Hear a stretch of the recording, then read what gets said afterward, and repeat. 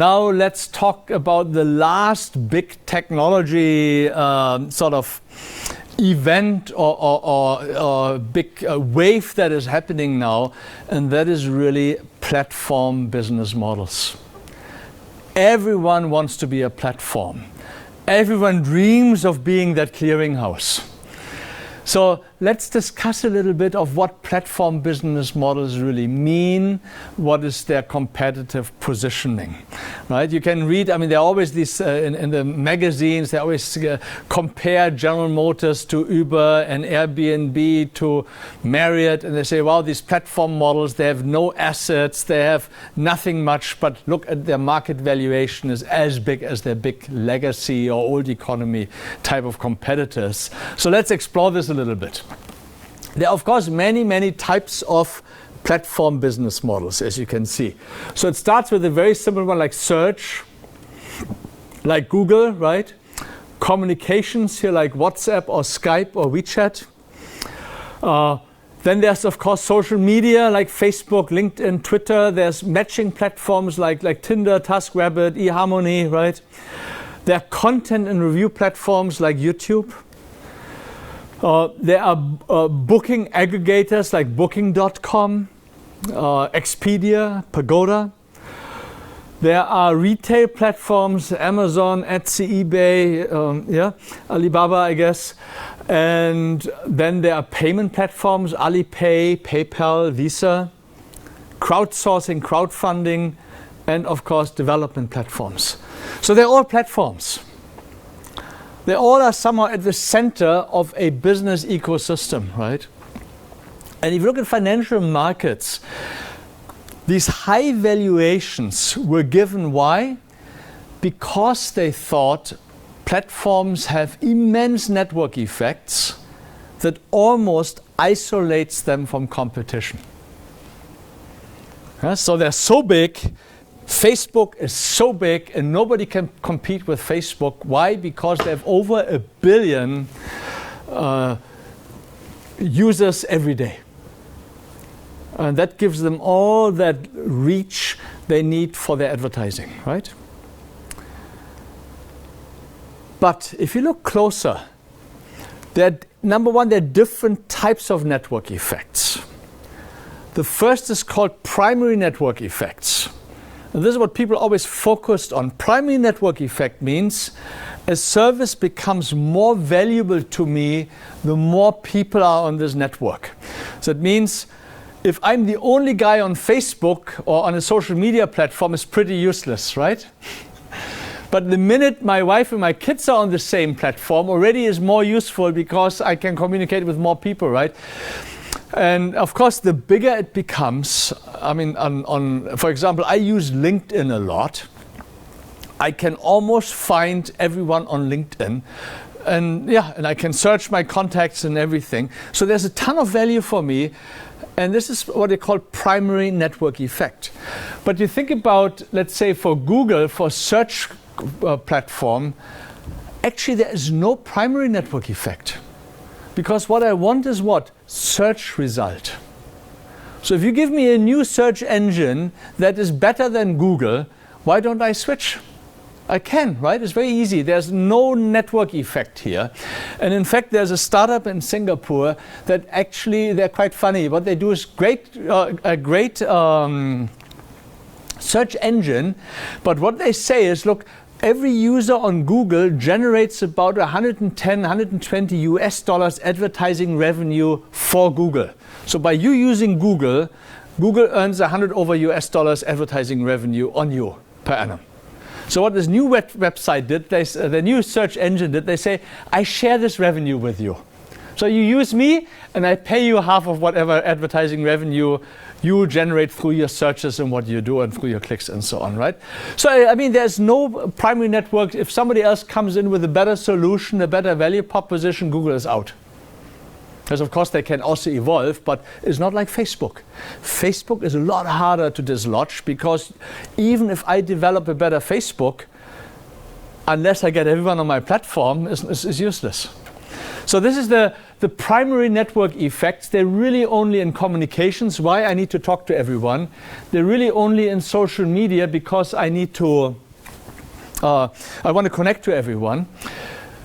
But let's say for sharing economy, that's sort of the big topic, right? Sharing economy. Didi, Airbnb, Uber, Lyft, these are all sharing economy platforms. And they have billions of dollars of valuations, and the idea is network effects. But again, they are not primary network effects. We are talking about now something we call secondary network effects. And I'll give you an example. If I'm a customer on Uber or Didi, so for example, sometimes I take one of these companies to work. So if you have a party at night, I don't want to drive, right?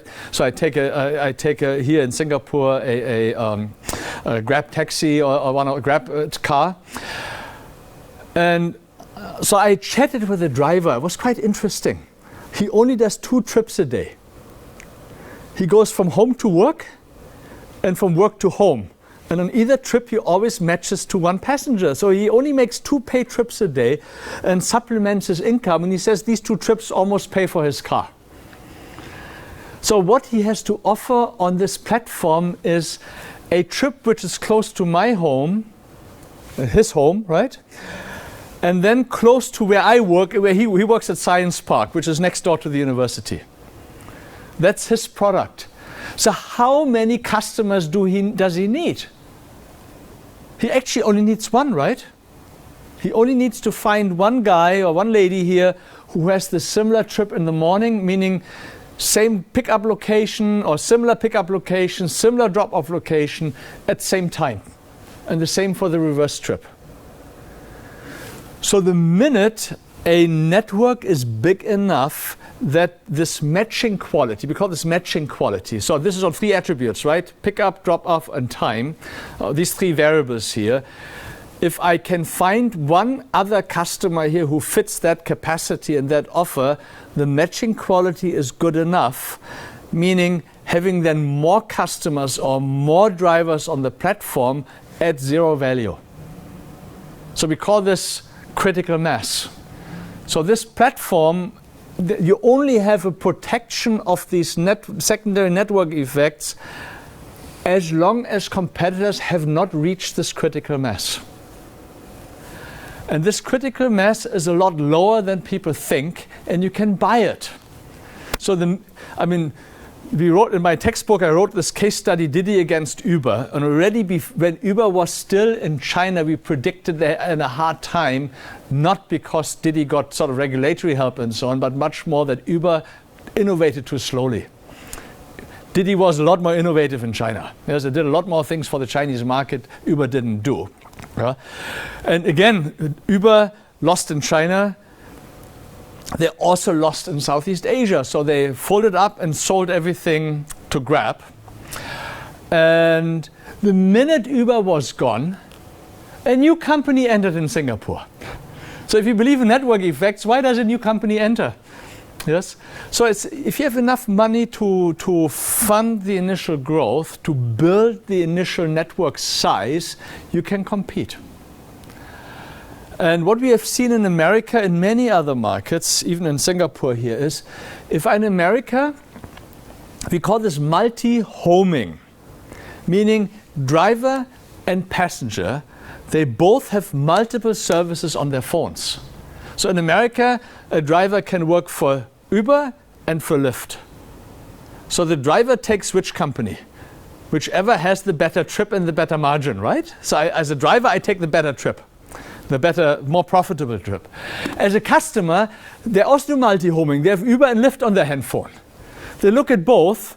One has search pricing, the other doesn't. So who does the customer? One has a car right away, the other doesn't have a car right away. So again, the customer picks the more convenient car at the lower price, and the driver picks the more convenient customer at the higher price. So what gets squeezed in between is the margin of the platform. So if you think there's no competition in platforms, it is not true. Multi-homing means direct price competition very, very quickly. So that's, I think this is to keep in mind here when you think platform is sort of the key way to sidestep competition. It is a much less safe a competitive position than most companies think. So if you ask me, even for platforms, customer user experience, onboarding, booking processes, payment processes, conflict resolution, all of these services topics are really that differentiate a platform and that make customers loyal to a platform. It's not so much the network effects. Now, of course, a platform has not only two sides. We can talk about platform ecosystems. So there are many players, right? You have the platform, you have the provider like the driver, you have the customer like the rider here, but then there are also complementers. So a platform can contain many, many players. If you're Airbnb, it may include restaurants, tour guides, local transport. There may be many other translators. Yes? So there are many other services that can be part of that ecosystem and platform. And the more you have, the more sticky the platform becomes, the harder it is to copy the platform. And then, of course, you have many adjacent people and players to worry about, like policy, society, incumbent, other actors and their competitors. And you're never playing in an isolated field. My thinking was, if you look at companies like Marriott, companies like taxi companies, they were stunned and surprised when platforms happened. But guess what? They all recovered. In Singapore, if you are a customer, the taxi app and the ride-sharing apps, they're equally convenient. I can see on the taxi where the taxi is, I can call the driver, I can pay via whatever payment mechanism. So from a customer angle now, between the taxi company and between Grab or any of these other providers, there's no difference from the journey perspective. Actually, for me, for any important trip, I switched back to the taxi company. Why? They don't cancel on me. They say they're here at 8 o'clock, they're here at 8 o'clock. They're more reliable, yes? So you can see the difference there is becoming less. So what you will see is, initially all the big legacy companies were very surprised, but now at least the customer interface and the platform part, they integrate this into their own business models. And you can see here, we look at platforms, is there something physical involved? So is it something, you sell something or you just get an experience? So I buy something on Amazon, there's a delivery of a good. But I take a ride, there's no selling of anything, right? You deliver a performance, you deliver a service. Then the other big difference on this platform, is that service or asset peer provided or is it platform provided? It's a big difference. Let's say Didi, Uber, Airbnb,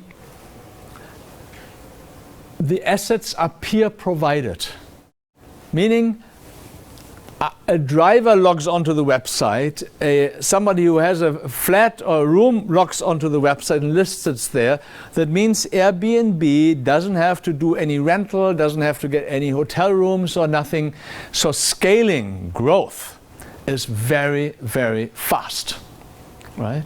On the other hand, if it's a platform where the assets are owned or controlled by the provider, like WeWork, like Zipcar, that means they have the assets, they have the risk, they have the control. And the only difference between legacy providers, let's say you have Zipcar and you have Avis or Hertz. So what's the difference between Hertz and Zipcar? The only difference was Hertz, I have to go to a particular station, pick up the car, I have to rent it for at least a day, and I have to drop it off again at a certain location, right? Zipcar, the difference is this car is parked anywhere in the city.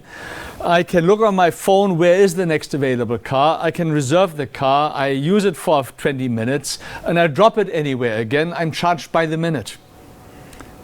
But the car is still owned by Zipcar, or controlled by Zipcar, right?